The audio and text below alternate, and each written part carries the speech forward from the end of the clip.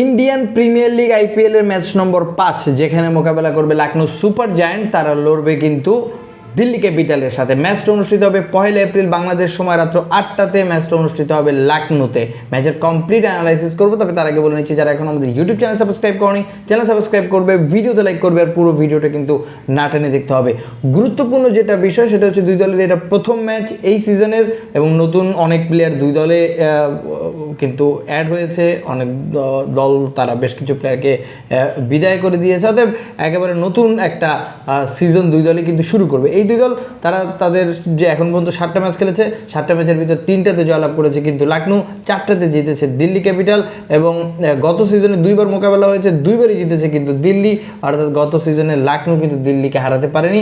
অতএব ওই বেনিফিটটা দিল্লি হয়তো, বা একটা মোরাল বুস্টার সেটা দিল্লি পাবে। কিন্তু এই বছরের হিসাব নিকাশটা একেবারে ভিন্ন। আমি যদি একটু মাঠ নিয়ে বলবো যে লখনৌতে নর্মালি যেটা হয়, প্রথম দিকে বল কিছুটা স্লো হয়, গ্রিপ করে, মুভমেন্ট করে, ব্যাটিং করাটা টাফ হয়, এবং ম্যাচ যত গড়াতে থাকে তত কিন্তু ব্যাটিংটা করাটা ইজি হয়। অর্থাৎ সেক্ষেত্রে এখানে টসে জিতে অবশ্যই পরে ব্যাটিং করা ভালো। ওভারঅল এখানে কিন্তু এখন মতো 22টা ম্যাচ হয়েছে, সেই 22 ম্যাচের ভিতরে 9টা ম্যাচ আগেবার জিতেছে, 13টা ম্যাচে পরের বার জিতেছে।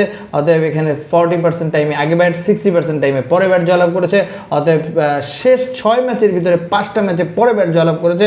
অতএব টস এই ম্যাচটাতে, মানে এই মাঠের ক্ষেত্রে খুবই ক্রুশিয়াল। যারা টসে জিতবে অবশ্যই পরে ব্যাট করবে, এবং পরে ব্যাটের রেকর্ড কিন্তু এখানে কিন্তু ভালো। অতএব সেইটা কিন্তু মাথায় রাখতে হবে। এবার আমি একটু যদি এই মাঠে কাদের রেকর্ড ভালো সেটার কথা বলি, সেখানে বলতে হবে যে 30% টাইমে কিন্তু এখানে লখনৌ জয়লাভ করে, 60% টাইমে এখানে দিল্লি ক্যাপিটাল জয়লাভ করে। অর্থাৎ দিল্লি ক্যাপিটালের এই মাঠের রেকর্ডটা কিন্তু ভালো।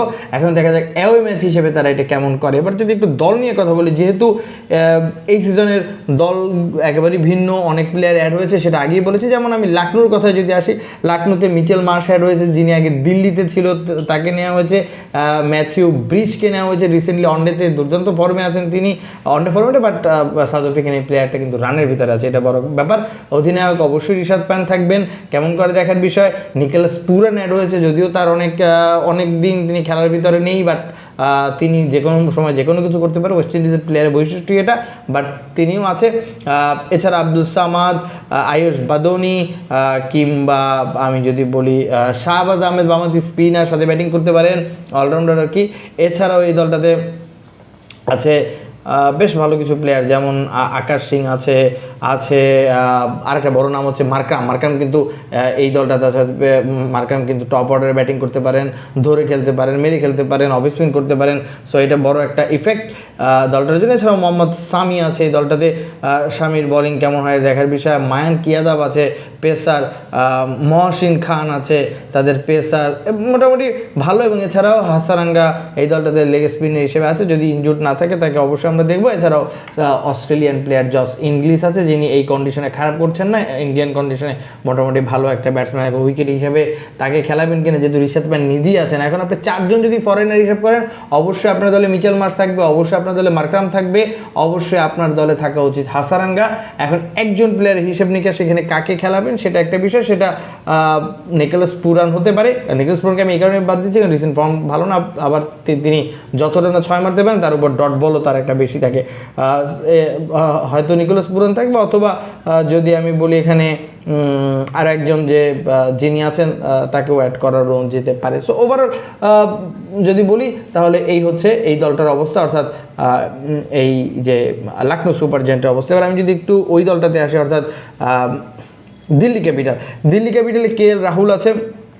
এছাড়াও এই দলটাতে স্টাফস আছে, সাউথ আফ্রিকান ব্যাটসম্যান, রিসেন্টলি তারপর ব্যাটিং অনেক ইমপ্রুভ হয়েছে, রান পাচ্ছেন। এছাড়াও যদি বলি কুলদীপ যাদব অভিজ্ঞ স্পিনার, অ্যাক্সার প্যাটেল অধিনায়ক তিনি আছেন, অলরাউন্ডার, স্পিন বল ব্যাটিং করতে পারেন। মিচেল স্টার্ক আছেন, নাতারাজনের মতো পেসার আছেন। এছাড়াও দুষ্মন্ত চামিরা আছে, ডেভিড মিলারকে এই দলটাতে ইনক্লুড করা হয়েছে, পাথুং নিসানকাকে ইনক্লুড করা হয়েছে, লুঙ্গি ইনগিদিকে ইনক্লুড করা হয়েছে। এছাড়াও কাইল জেমিসন থাকবেন। এখন আপনি এখানে কাকে ইনক্লুড করবেন সেটা একটা বিষয়, তবে আমার হিসেবে এখানে কাইল জেমিসনকে রাখা উচিত। সাথে প্রীতি শাও কিন্তু দিল্লিতে আছে, তো কাইল জেমিসন থাকবে,